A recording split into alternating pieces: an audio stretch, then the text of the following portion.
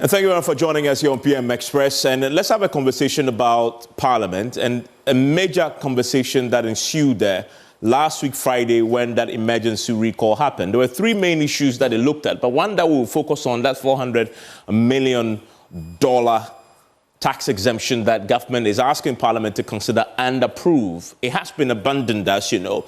We're going to look at, okay, so what next? But there's a big conversation we need to have about that. But there was also a key issue around a $500 million World Bank loan that also came up, very controversial indeed.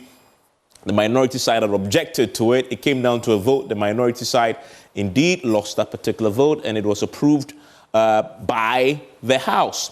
On the subject of the ministerial approvals, tonight you may have noticed that the president is swearing the ministers in, which means again that the minority side had said that they were going to ensure that those were rejected. They had many issues that they are raising, including the bloated size of government. And they thought that government should take an advantage of this reshuffle to actually reduce the size, but they didn't get that. They walked out when that decision was about to be had, and again, that was approved by the House. But it is the $400 million worth of tax exemptions that is generating a fair bit of controversy. And it ties in also with this $150 million World Bank loan that was approved by Parliament. Why is that? Let me show you the point. Because there are 42 companies, we are told, that government is seeking to give tax exemptions to. And the government's explanation is that this is to spur investment and to encourage investors to come to the shores and create jobs, and in doing so, help the economy grow, mainly under the 1D, 1F intervention. But if you look at it, though, the minority's point is very simple. We put these numbers together, and it raises a fundamental question. The time that the government is waiting for $360 million third tranche from the IMF program, and it's almost as if everything else is relying on this coming in to shore up the city, which is in a free fall.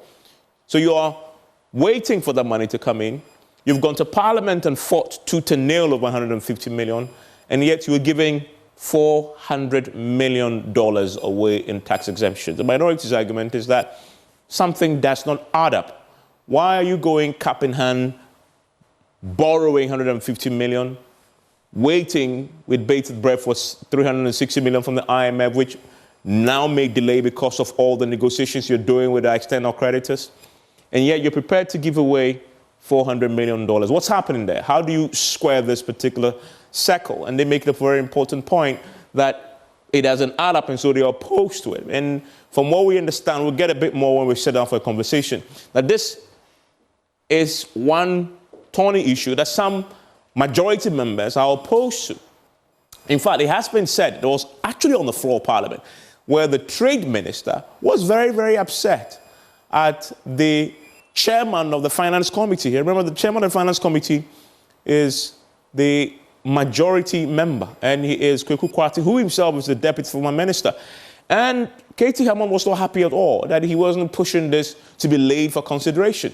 And he talked to many people, and they suggest that the chairman of the Finance Committee himself has questions about this. And so when this came up, I understand, last week, you had Case Latter Forson raise the issue that two of the 42 companies, the tax exemptions that government had said they would give them were shut down. I don't know whether that is true or not, but it was something that he said on the floor of Parliament.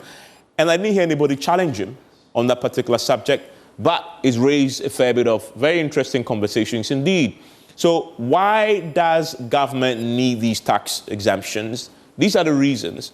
They want to reduce the cost of doing business for these companies under the 1D, 1F. The government's point is very simple. If you reduce the cost of doing business, you can attract them to come in here, create the jobs. The cost-benefit analysis, they say they've done it, and that you give them this $400 million worth of exemptions, tax exemptions, and you can be sure that they will create far more for the economy than you've given them.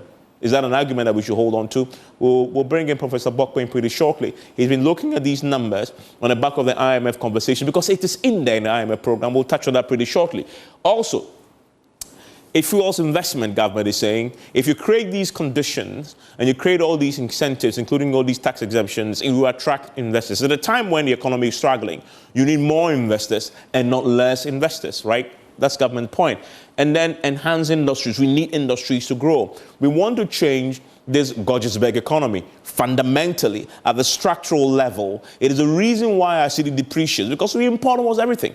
If we can get a bit more industries to come in here, foreign direct investment, and they manufacture here, well, you will not be spending so much cities chasing a few dollars in the system just to import. You're producing right here. So they square the circle very nicely.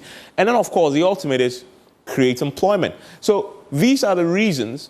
And government folks believe it is strong enough to justify giving the tax exemptions away, 400 million of them. But here's a catch. We are currently under an IMF program. And if you check the IMF program Article 4 document, we have gone to the IMF rather, and make a commitment that we will control widespread tax exemptions. It is there in that document in black and white, because the IMF knows that that is a fundamental area to grow your revenues. So if you're giving tax exemptions away, then obviously what you're saying is that you are going to be hitting your own pocket and creating holes in it for the revenues to come in and pass out through tax exemptions. And so we went to the IMF and said, well, give us 3 billion, and we tell you and we commit that we will make sure that we deal with widespread tax exemption. So that's one key thing that throws up an irony there in the conversation you're having. Also, strengthening the revenue administration system is one thing the government had promised they will do, and then obviously enact measures that will permanently increase revenue. If you're giving away tax exemptions such as 400 million, almost $500 million, that is opportunity cost there, right? That is revenue that you don't have to, again, show up your city and to develop your country. So these are things that we told the IMF. But the World Bank itself warned us about the risk of doing what government has planned to do. Just before Pierre-Franck Laporte left the shores as the IMF country rep, he told us that Ghana has too many tax exemptions. He's warning us about that. He warned us about this, and that is empirical evidence that says that these tax exemptions, they don't actually yield the benefits I enumerated, according to government. And I'll show you where the data is coming from and what he was quoting, because there's a World Bank research that backs his claims up. But he says, what do you do instead? He says, look at VAT deferment as an alternative. Instead of just giving the tax exemptions as is being proposed, target it a bit more and use VAT for that. So what was he referring to? He was referring to this World Bank report that gives us a bit more empirical data just to make the point, do tax exemptions really work for a poor developing country like us? And they came to this conclusion that incentives on their own have very limited effects when it comes to investments. If you want to attract investment, this is going to have a very limited effect. But what else does it do? It will be one that you want to use minimally. Definitely not on the scale of almost $500 million. Again, is what the IMF, what the World Bank tells us.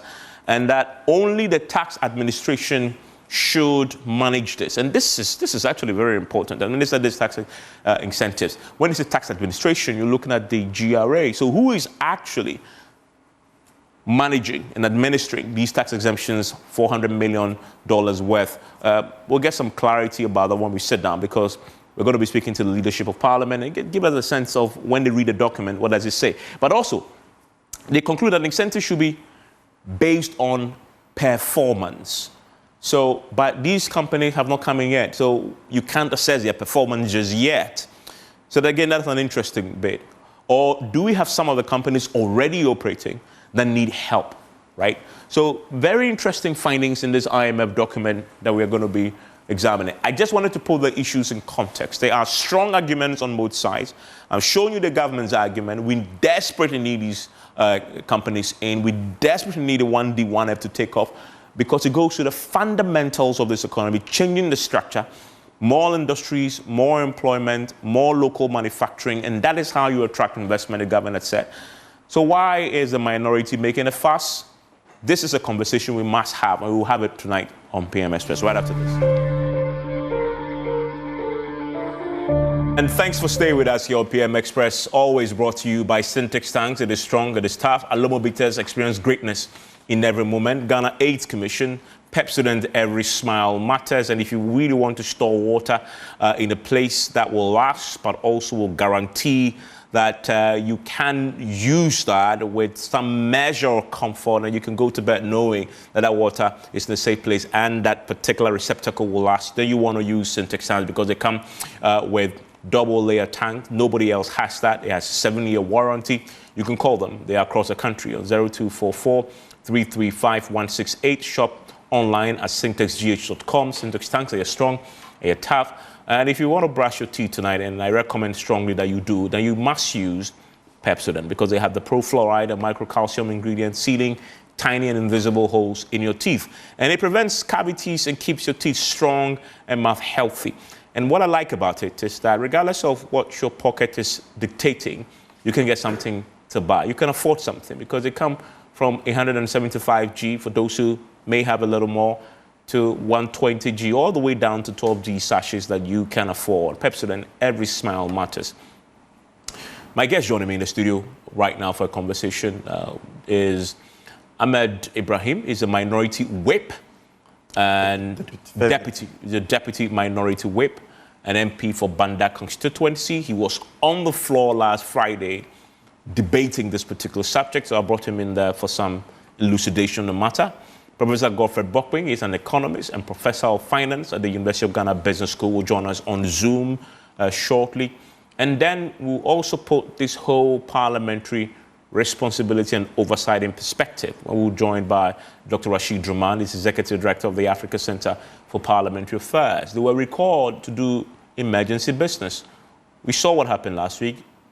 Was there an emergency business in there? We'll look at that. And by the way, why is the $400 million worth of tax waivers part of an emergency items to be considered and was considered but not quite agreed on? The majority side will have to live to fight another day. Let me bring you in, Ahmed. Ahmed, so let's first track back to Friday. The intention was to approve that $400 million. How long has that thing been in Parliament? Evans, to begin with, let me say a very good evening to your cherished viewers and also to commend you as well for being able to give a rebranding and a facelift to the station of... Oh, you're talking about studios? Clearly. I'm totally amazed. What was the last time you were here? Evans, it's been a while. It's been over 1 year. Okay. It's been over 1 year. Welcome back. Via phone. In fact, I'm highly impressed. If a private entity could be of such stature, then I believe as a country we have a problem. The Ghanaian can do it and do it better. And going by this, other stations should have been more than the current stature in which they are. But I wouldn't want to mention names. I think that's a compliment. Exactly. But I'm very happy. But it's not just only the infrastructure. The human capital too, you'll be able to improve upon the standards that we have in the country. And I'm not surprised that BBC, you'll be able to win international awards and all those things. Much plus to you. And I believe more of those trophies will be won. You are asking in connection with what happened in Parliament, in connection with the tax waivers. Yes. And as to how long they've been there. Evans, as I sit here, I'm one of the happiest persons in the country now. Why? Simply because at a certain point, all hope was lost. I thought after the exit of the PCA, Pierre Fouris and others, we were not going to have dedicated professionals who were committed to the cause of Mother Ghana. But clearly, I'm beginning to see some in both devices. I see within the majority side, you have people there who are opposed to the tax waiver. Clearly. Like who? Like these bills, these tax waivers couldn't have been so long till today. And you ask me how long have they been? Some of them have been there as long as 3 years. Some came in 2021, others in 2022, then some in 2023. Till date, they've not been passed. Some came when even Alan Chamantin was the Minister for Finance, Minister for Trade. And clearly, we thought people were thinking that, but clearly, the thinking of some MPs in the majority was that, oh, if we pass these tax waivers, Alan Chamantin will get money to go into the MPP primaries. So it's like they were part of us and we all delayed it. But how does a tax waiver approval benefit the tax waiver business has become a the trade minister? The tax waiver business has become a gold mine in the Ministry of Trade. How? Explain. Can you imagine? Can you imagine the number of our mothers and sisters who are able to go to China to bring the things that they go and bring and sell? Mm-hmm. Have you been hearing the cry of Guta? Yes. Why is it that the things that Guta brings are more expensive than the things that the shopping malls, the Chinese mall, China mall, and all those people? Then the South African mall, the things that it themselves brings is less. It's not the same market that they go and import the things from. Yes. But the trick is this. Your mother who goes and brings the things from China, bring them in smaller quantities, cannot go to the Ministry of Trade that is going to ask for tax waivers. But the one who is going to the foreign entity, multinational corporation, who is able to deal with the things in bulk quantities, will come to you that I need a tax waiver on this. Maybe the things they need maybe 3. Then they say, oh, this contract you are giving me, I'm going to use about 10 of such things. Then you give in tax waiver on 10. Maybe 2 or 3 are going to be using. Then the remaining 7 will find themselves on the open market. So at a cheaper rate. So your mother who used to go to the same market to go and bring the things, because of the tax component, his will be more expensive. Very soon he'll be waived out of the business. So we need to examine and analyze the tax waiver or tax exemption business holistically. I'm curious, are you saying these tax waivers are 400 million? And it was 459 million when it came. So then they brought in out a few? They brought in the finance committee. Kweku Kwatin and Atuforsin together. You know, Kweku Kwatin has been a deputy minister for finance before. So has Atuforsin. Atuforsin too has been a deputy minister for finance before. Atuforsin is both a chartered accountant and a tax analyst and a tax expert. So they went into this and confronted those companies. And most of the companies had understated their stated capital. So when you understate your stated capital, it has an impact on the tax waiver that you'll be seeking for. So the finance committee analyzed it carefully and confronted the companies. Then the companies themselves admitted that yes, they needed to go home back and do their reassessment and came back. Evans, from $459 million. When they came back, they were able to beat it down by $120 million. This presupposes that when they bring it the first time, if we were to pass it in 2021 as a rubber stamp parliament, the state would have given out $459 million. What's the nature of the industries that we are giving this out? Because you said trade ministry. I'm assuming from what we heard that a lot of these companies are 1D, 1F and about to set up companies in Ghana to manufacture mainly because that's all we need. Evans, we have 42 companies or 42 tax waivers on the business statement as a whole. For 42 companies? For 42 companies. And most of them are old companies. A company like... Old? Yeah, they're already existing? They're already existing. Are they manufacturing companies? Some are manufacturing companies, some are construction companies, some are engineering companies, some are oil companies. You know, Sinto Oil Refinery. Which was just commissioned by the president? Exactly. Sinto Oil Refinery is also coming for a tax waiver. But you know, when you are dealing with NDC MPP, be mindful with your speech. Because there is no clear cut that these people are NDC and these people are MPP, and we live in different places. Whatever you discuss in your closet, there might be one NDC person there, oh, if you drop it, come and tell. It applies to the same thing, applies to the other side. So it's like we both know much, and the state interest is at the bottom of most of our heart. So sometimes we go beyond partisan politics. And that is why this issue of Sinto Oil also came in. He too was also directed to go and do reassessment because the tax exemption that he's looking for is as if the refinery is a new refinery. Isn't it? The machines are old. They are not new machines. So they are old machines. And the finance committee members are also experts, you know. So they were also directed to go and do reassessment and come back. Okay. So that is I'm curious to know each of all entity. The 40, then B5. B5 is just from Tema. The steel company. Yeah, B5 is a steel company, iron rods and all those things. And you all know that B5 is not 1D, 1F. But because they all see that there's an avenue for tax exemptions, government now comes to you. Let me rebrand your company as 1D, 1F so that you qualify for tax exemptions. Some companies reject it. Some also accept it. And that is how come government wanted to give away as high as $459 million. I'm curious, if you can go through some of the big names in there, but how much tax exemption is government committing to give each? Yeah, as I told you, okay, we have, this is the business statement for the recall. And this is the one you considered on Friday. The one we considered. And this is the order paper. Yeah. So you can see how voluminous the order paper is. Very thick, yes. Simply because these 42 tax waivers find themselves into this. And if you say I should mention them. Just a few. Just a few. We have, starting from number 1, we have report of the Finance Committee on the import duties, GET fund, Exim Bank, and all those kind of things, amounting to the tune of $11.4 million.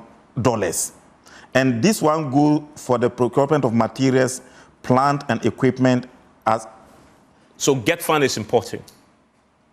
B5 is importing. Okay. It's importing equipment. That's to B5 Plus Limited. Okay. Under the implementation of one district, one factory program. And how much is something? You said 11? And it is $11.4 million. And it is to be used for the importation of material, equipment, and all those things. But you and I know... For their manufacturing of steel? That is what I'm tempted to believe. Okay. But you and I know that this is an old and existing company which manufacture and supply to the entire of West Africa.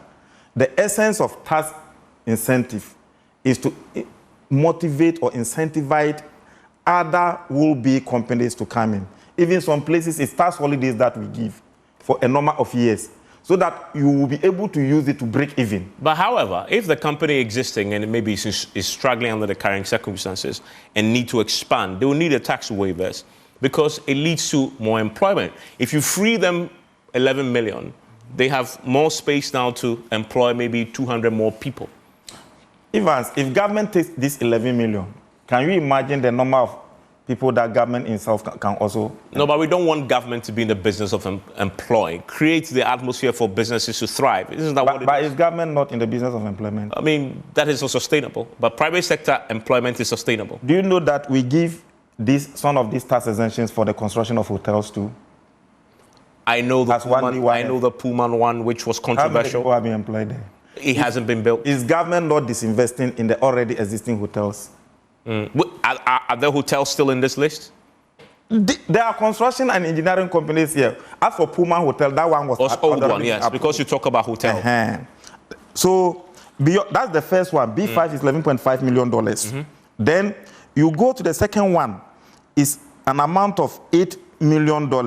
And this is also for the procurement of equipment or machines and other things.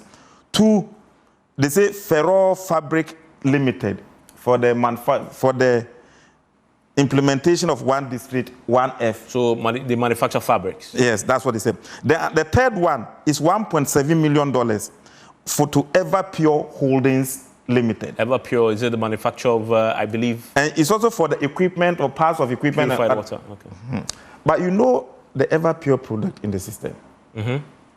So, and you know the kind of things that they sell.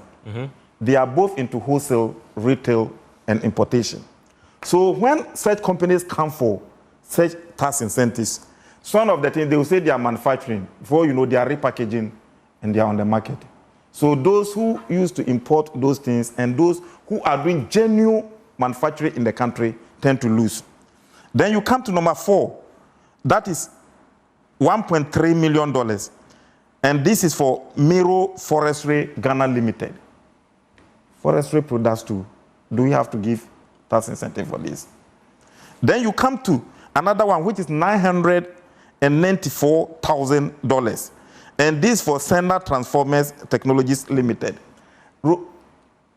Evans, if I'm to mention all the 42, we may not finish today. Yeah, I mean, but the long and short is that the Finance Committee was not able to even generate, when they considered the first 2, they unanimously shut them down. Ato Forson said that on the floor. Yes. That they shut them down, the first two. The first 2, they shut them down. And decided to reconvene. Yeah, they said, And that is why the Finance Committee was not able to even generate a single report out of the 42 tax waivers that... But I mean, look at the big picture here. So $400 million.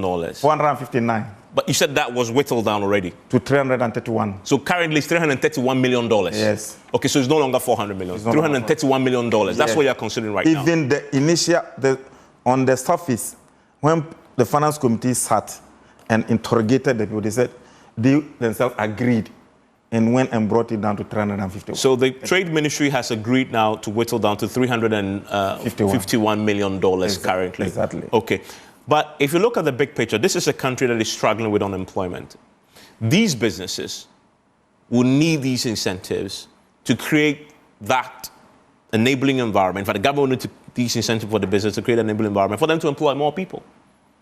There must certainly be a case there to consider, at least you whittled it now down 350. Isn't that enough? The 350, not all of them were even considered. They considered the oil refinery, a few of them, and said they truly understated their stated capital. The capital that they used to register from the registrar general didn't merit them to be able to qualify for the tax waivers that were good. So that is how come they agreed with them and sat down with them and realized that they needed to bring the exemptions down. And that is how we saved this country $120 million. So if a further work is done, this 352 will also be brought down. And that is why the Speaker gave the directive that no, the Finance Committee should go and rework. We are coming somewhere on the 4th of June.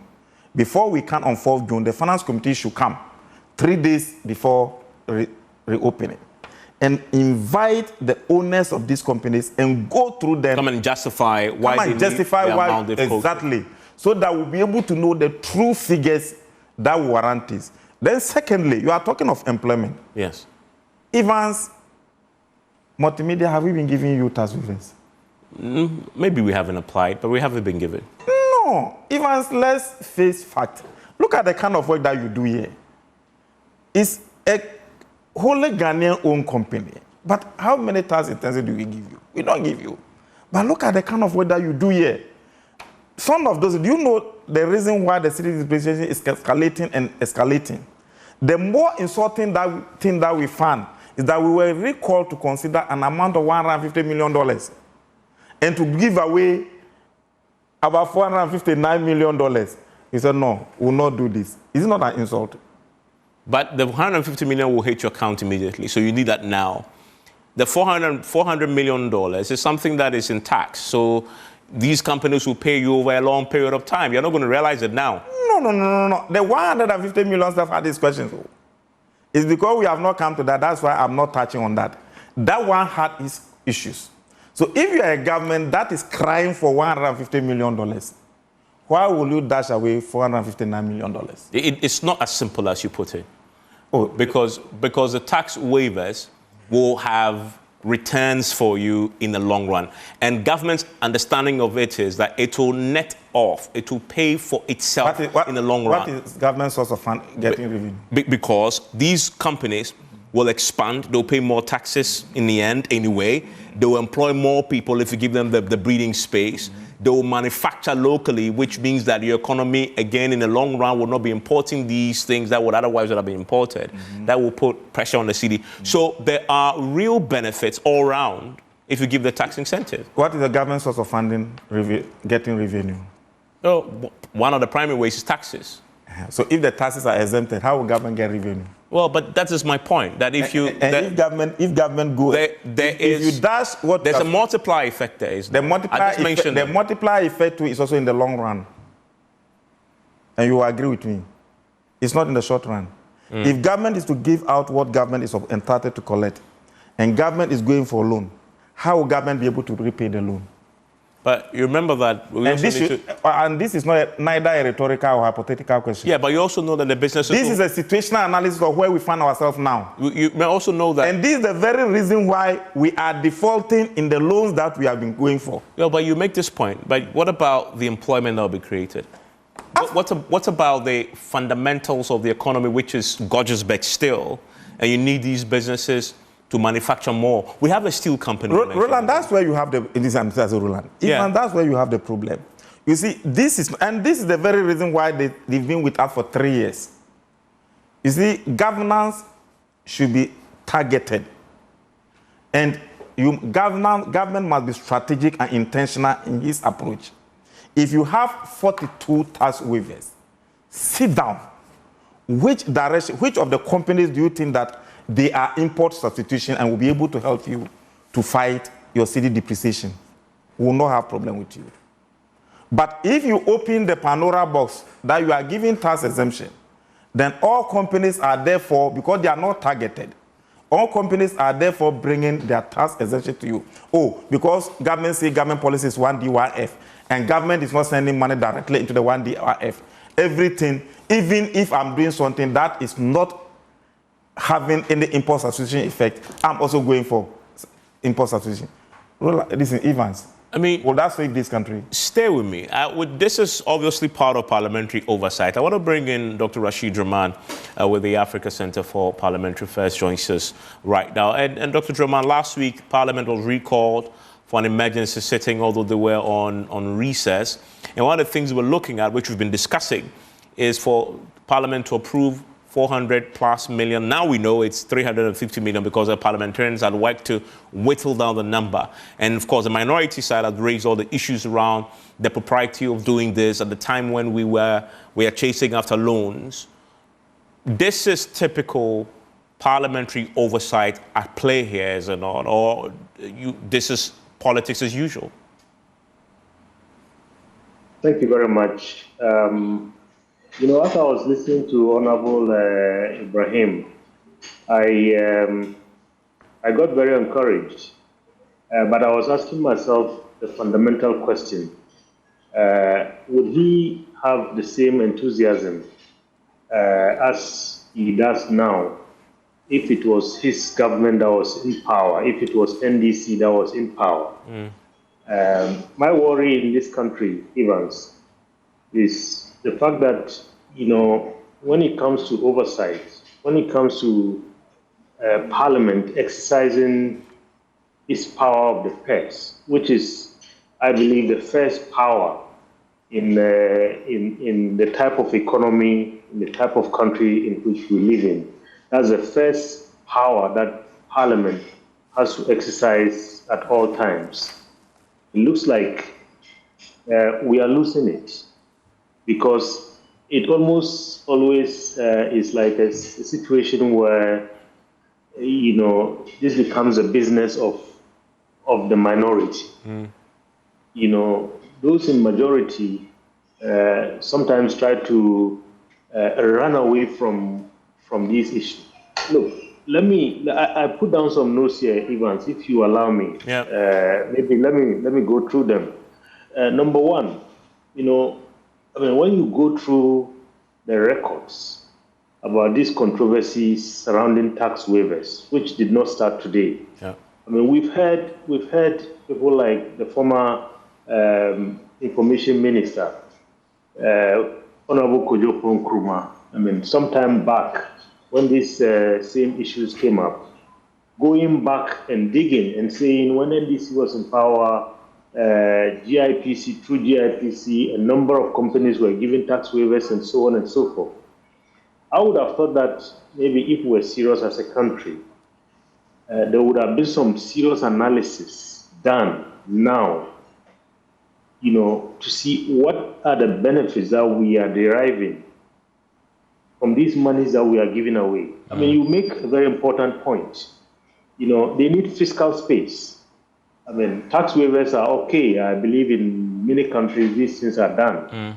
But it looks like we are almost on the verge of abuse. You know, at a time when our country is on its knees, true, you need to give space so that maybe, I mean, the teeming unemployed young people that we have could get some places to at least to earn a living. But are these tax waivers really generating employment? What study has been done over the years by Parliament or commissioned by Parliament? You know, I hear him saying the minority leader is an expert, Honorable Kwatin, But I think beyond these, their own internal kind of analysis, even we need, barring the inexistence of a parliamentary budget office that we've been calling for over the years, we need some very serious analysis to tell us as a country, these are the things that we stand to benefit, or these are the things that we have benefited from over the years. By giving away, taxes to these companies.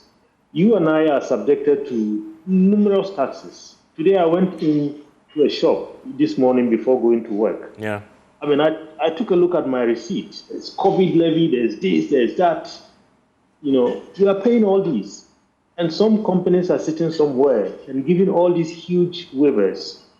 And we are not told as citizens, these are the benefits that we are getting, from these ways. So for me, that's a fundamental question that, Parliament and its committees... Well, if you look at the fact that last Friday when Parliament was recalled for that emergency sitting, the idea was that by the time the day ends on Friday, this 400 million plus, which now we know is 350 million according to Ahmed, must have been passed. It wasn't passed. It was postponed again. And he says it's been in Parliament for 3 years. Is this a benefit of the hung Parliament, something that we anticipated should be a dividend of that particular hung Parliament that Ghanaians delivered to this democracy in 2020? Are we beginning to see the fruits of that, at least in this particular instance? Because the emergency recall was to come in essence, rubber stamp that particular provision. Yes, certainly, Evans.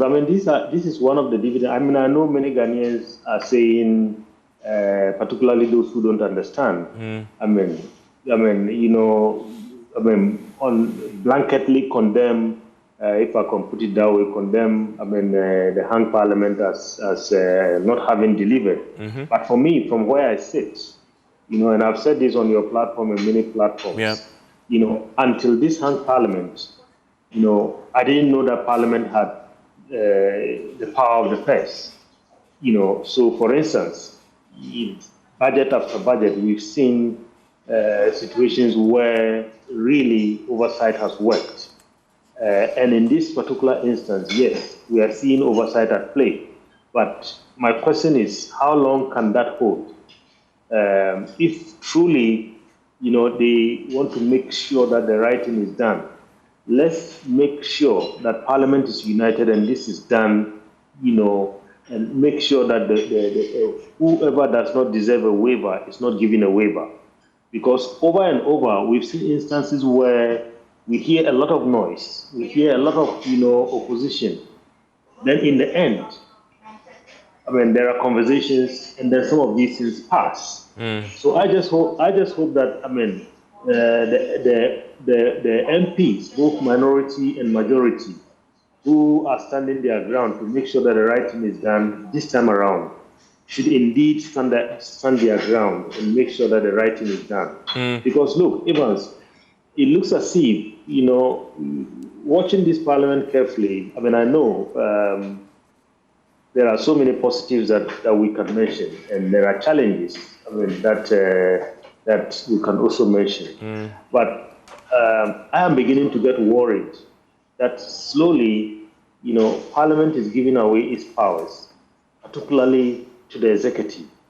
And if we are not careful and we lose Parliament, then we might as well just forget the whole idea of democracy. Because the whole idea of separation of powers, Evans, is that we don't want power to be concentrated in the hands of just one small group.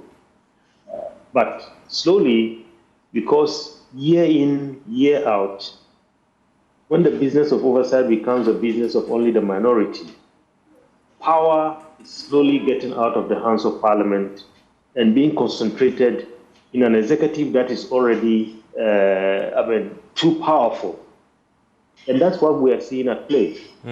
Because, and that was why I was asking the question, where are the MPP MPs on this conversation? Well, on that particular point, we know that there are some MPP MPs who are opposed to this. At least we know on the floor that the chairman of the Finance Committee, Kwaku Kwarteng, had expressed concerns about these tax waivers. And then stay with me. Let me quickly come to Ahmed. Ahmed, so what's the end game here on this subject?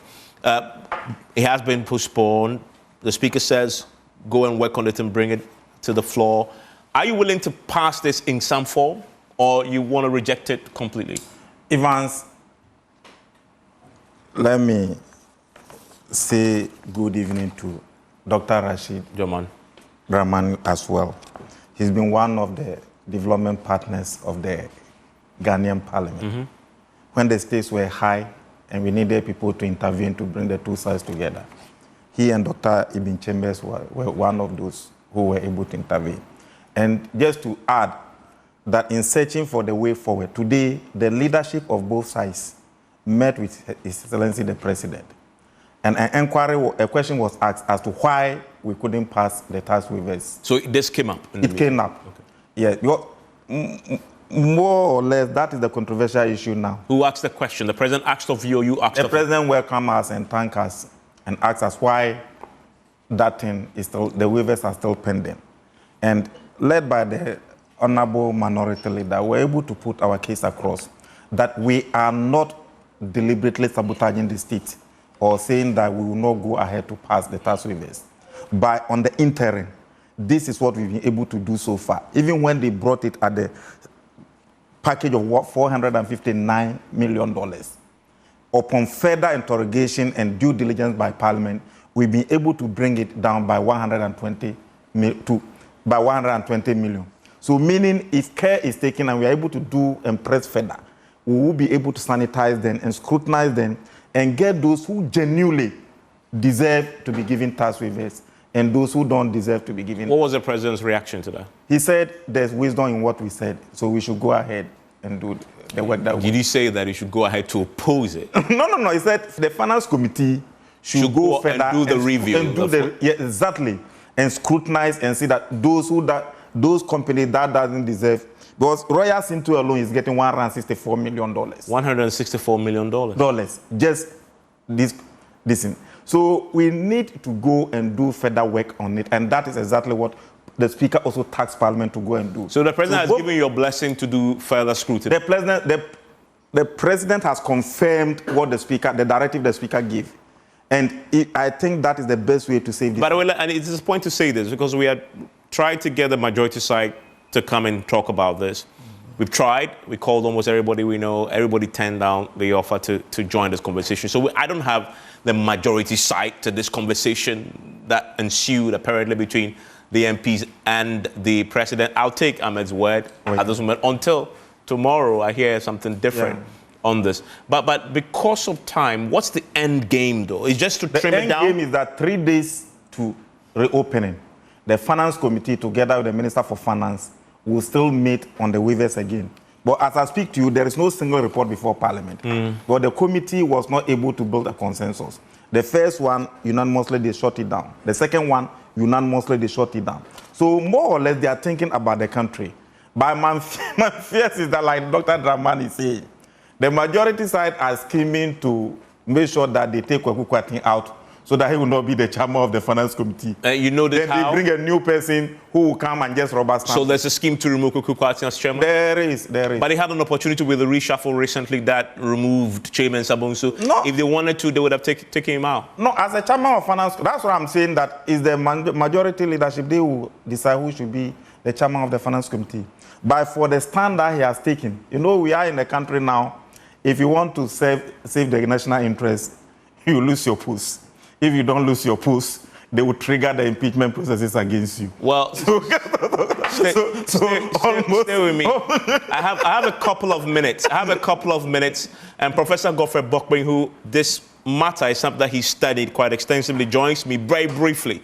And Prof, thanks for joining me. And on this tax exemptions conversation, again, 400 million. Now we're being told it's 350 because the minority and the majority side have now worked on to reduce it from 450 million, true? $459 million, all the way down to 350 now, and they're still going back to do more. Considering that it's part of the IMF promises that we made, How do you deal with this problem in a more sustainable way? Because both sides do it when he shoots them, right? And it's come up again. Very briefly, because of time. I just have a couple of minutes. Yeah, and it's not going to go. It's going to be with us. In theory, there's nothing wrong with giving tax exemptions or tax expenditures broadly. I think our problem is the abuse, right? Is the abuse and the lack of transparency, and sometimes in our part of the world, politically motivated and all of that. So, and it's not peculiar to only this government. As you rightly said, you can look at the data over the last, since 1992, largely, we'll see these exemptions, actually 2010, 2011, all the way down there. You see exemptions all over there. But the point is that granting these kind of exemptions, Evans, is not a substitute for the broad-based enabling environment that government needs to create for all businesses. Because in reality, it's not every business that would want to even front for these exemptions. It's not every business that would want to do that. Because there are genuine entrepreneurs in this country who wouldn't want to be exposed, right, and the rest of them. So I think that, and if you look at it, how much the country loses through exemptions, and whether we actually get true value for those exemptions that we have given over the years. And that's the question. That's one of the question. That's the question I wanted to ask you. If you did the cost-benefit analysis, has this been beneficial or has it been costly to us? No, in fact, the work that we have done, even with what CSOs have also done, overall, is a negative sum gain for the country. Okay. It hasn't been that beneficial.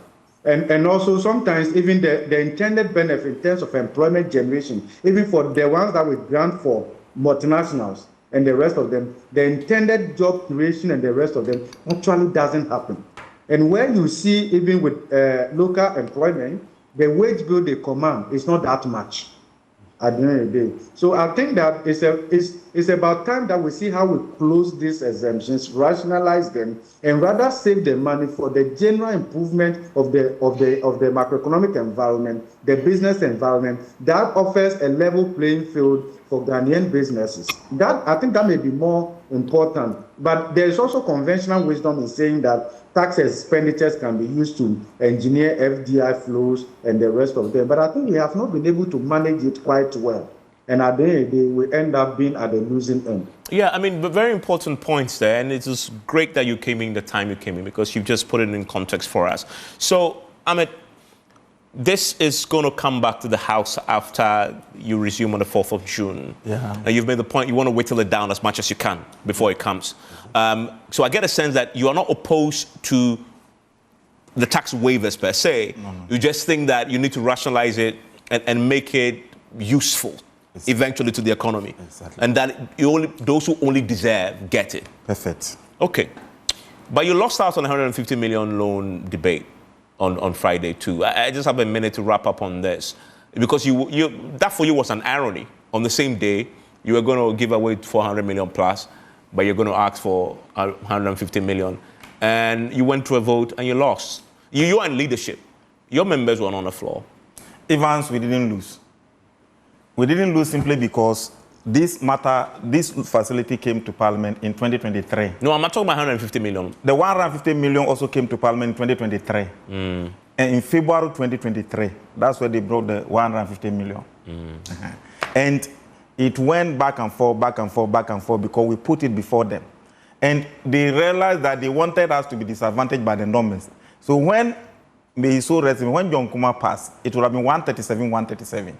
They waited and did the by-election, got the new member to be sworn. So that but 5 of the members were on the floor. So that it would be 138. So 138, even if all the minority is there, the 138, they'll be able to go by it. Okay. And in that one, to the reasons that we gave, it was a position we were stating.